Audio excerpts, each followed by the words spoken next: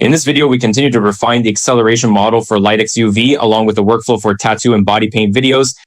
Looking at it now, I think some results can actually be better than the original model from 20 steps ago. Didn't you max out all the buffs here?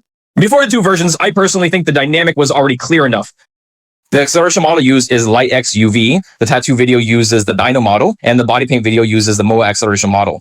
Then we'll look at the workflow. We're using the largest online Comfy AI video globally. In text-to-video generation, there are two categories, basic text-to-video and those with NICs. In terms of quick startup, we need to input the width and height of the text. If using a model with consistent NICs ID, we also need to load an avatar. We first see this version with NICs. The NICs model has already been tested and proven effective. On lower level models, there's another result that's even more noticeable. The face should always be constrained. Don't stick this high noise model, it will reduce our dynamics.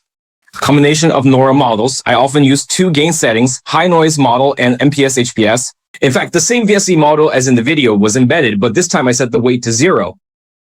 We can still adjust the VSE model if you need a larger weight. Here I'm actually treating this VSE model as a kind of noise with longer motion duration for control. This section uses a 2.1 noise reduction model. The official evaluation of the low noise model 2.2 in Dyson XUV states that using the last version of the acceleration model from 2.1 is sufficient. It still involves 4-step full rendering and produces the final result. If there's no face in the scene sometimes, we can directly cut that part and remove the face section. So personally, I think the 2.2 times speed up here is already very mature. Navigate to RunningHub, click AI or the link in the description to register and get 1200 GB. Log in daily to receive 100 points each time. The corresponding AI workflow and one-click AI applications have been deployed online and can now be run and tested online. Video generated from images is still split into two parts, one connected to Linux and the other not connected to Linux. Following up on Linux, we're doing this to keep the facial features consistent. For a quick startup, we need to load images, set width, height, and length, as well as set the prompt. So these are the key elements needed to start generating image to video. The image above is directly generated from our image to video model. If we can't enter it, we can split it and reload the image. The model here is quite sophisticated. The latest acceleration model using mixture of experts with weights set to 1 and 3, the final version 2.1 of Rook 128, along with diffusion models and MPS models. The results from the previous version, which was version 4, still had some issues and the colors weren't accurate. The problem must be in the low noise model. This time, the mixed use of the LoRA model for image-to-video low noise modeling is based on the 2.1 final version of the accelerated LoRA model and the HPS model to enhance details. The Buddha model is used as a gain model, and the result becomes very normal. It includes some other results from my tests. Prompt compliance is acceptable here. It's running a 720p test. If we use a 48 GB membership graphics card, both high noise and low noise should run over 30 seconds, which is already quite fast. So in terms of acceleration methods, besides the model itself, I haven't added any acceleration techniques that could potentially damage the quality of our video generation. I've simply used the pure model along with some algorithms, including radio generation. Model compilation can only be done with the 0.15 version without NICs. The image I imported here has no face at all.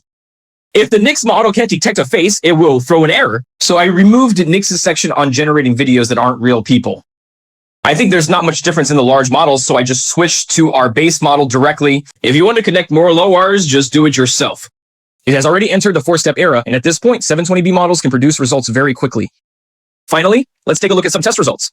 So when it comes to fine-tuning the LoRA model, we can clearly say that the 2.2 LoRA model seems to cause specific distortion. So in this case, I didn't use higher weights than 1, unlike the 2.1 acceleration model, which used up to 3. As a result, in my multiple generated outputs, I've noticed that distortions and abnormalities have become extremely rare.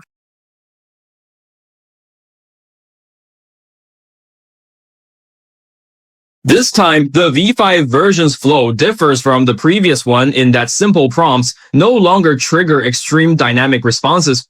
If we want to trigger extremely high dynamic range, we need to describe it in the prompt for better results. It's important to fine-tune the prompt appropriately. Also, with the V4 version, extreme dynamic range can cause a loss in clarity. After fine-tuning, the clarity should remain stable or at least drop very little.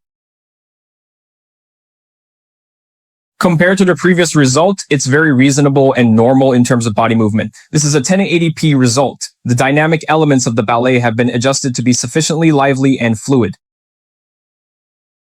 This plugin from KG should be updated to the latest version. The online version might not be the latest, and the newest version should offer better performance. So most of the time, this channel shares open source models and projects, but closed source models are where RunningHub really shines. He brought down the prices of many popular models, such as V2, K0, and Wanxiang. Some specifications were even lower than the official published prices. The more you use it, the more you'll realize that saving up bit by bit really saves money in the long run.